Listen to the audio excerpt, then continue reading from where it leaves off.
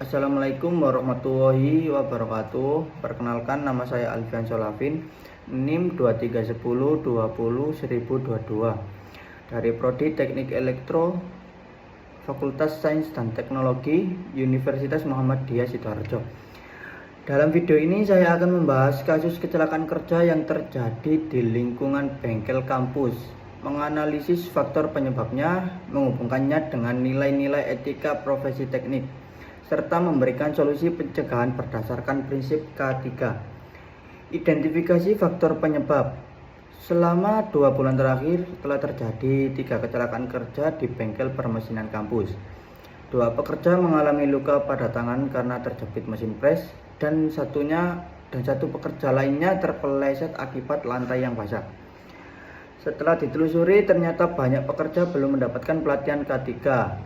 Tidak ada SOP keselamatan yang tertulis, dan sebagian besar mesin tidak dilengkapi pelindung yang layak.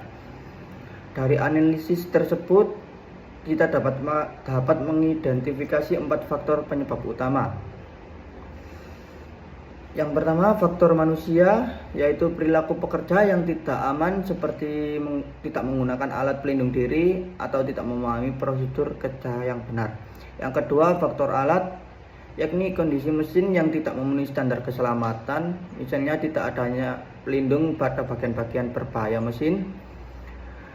Yang ketiga, faktor lingkungan, termasuk kondisi bengkel yang tidak mendukung keselamatan seperti lantai yang licin dan minimnya rambu peringatan. Dan yang keempat, faktor manajemen, seperti tidak adanya kebijakan keselamatan, kurangnya pengawasan, dan tidak adanya pelatihan atau edukasi keselamatan kerja.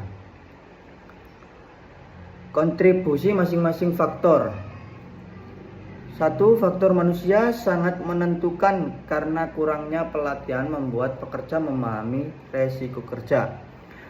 Ketika pekerja tidak menggunakan APD atau tidak memahami prosedur penggunaan mesin, resiko cedera akan meningkat. Kedua, faktor alat juga sangat berperan.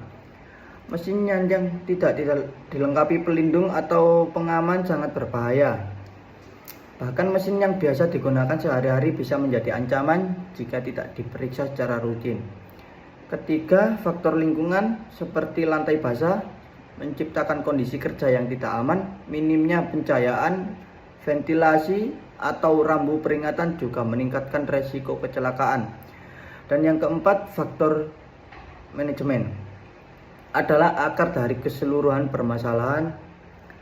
Tanpa kebijakan keselamatan, tanpa SOP, tanpa pelatihan K3, maka sistem kerja akan berjalan tanpa arah dan tanpa standar keamanan. Hubungan dengan etika profesi teknik. Kita tidak hanya dituntut untuk bisa bekerja secara teknis, tetapi juga harus menjunjung tinggi nilai-nilai etika profesi teknik. Kasus ini menunjukkan pelanggaran terhadap beberapa nilai penting. Yang pertama, tanggung jawab. Manajemen tidak menjalankan tanggung jawabnya dalam melindungi pekerja dan menciptakan lingkungan kerja yang aman. Yang kedua, integritas. Tidak adanya SOP dan pelatihan menunjukkan bahwa keselamatan bukan prioritas. Padahal itu seharusnya bagian dari komitmen moral dan profesional. Ketiga, keselamatan publik. Etika teknik mewajibkan kita untuk selalu menempatkan keselamatan di atas segalanya, termasuk keselamatan pengguna alat, operator, dan orang lain di sekitar. Sebagai tenaga teknik, kita harus menjadi pelopor budaya kerja yang aman dan beretika. Solusi pencegahan dan perbaikan berbasis K3. 1. Pelatihan K3 rutin.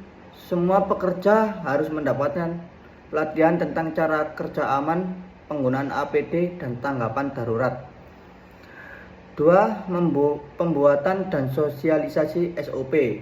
Manajemen harus menyusun prosedur kerja tertulis yang jelas, serta menempatkannya di area kerja yang mudah terlihat dan mudah dipahami.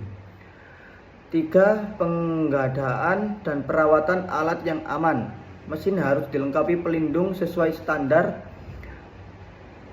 dan harus dicek secara rutin. Keempat, perbaikan lingkungan kerja. Lantai yang licin perlu diganti dengan material anti-slip. Rambu keselamatan dan jalur evakuasi juga harus tersedia. Yang kelima, audit keselamatan kerja. Dibutuhkan sistem evaluasi berkala untuk mengecek kepatuhan terhadap SOP dan prinsip ketiga. Karyawan juga perlu dilibatkan aktif dalam pelaporan kondisi tidak aman. Sebagai penutup, izinkan saya menyampaikan satu pesan penting. Keselamatan kerja adalah tanggung jawab semua pihak, tidak hanya manajemen, tapi juga setiap individu yang terlibat di lingkungan kerja. Jangan tunggu sampai terjadi kecelakaan untuk peduli. Mari bangun budaya kerja yang aman, tertib, dan penuh tanggung jawab, karena nyawa tidak bisa diganti. Sekian dari saya. Wassalamualaikum warahmatullahi wabarakatuh.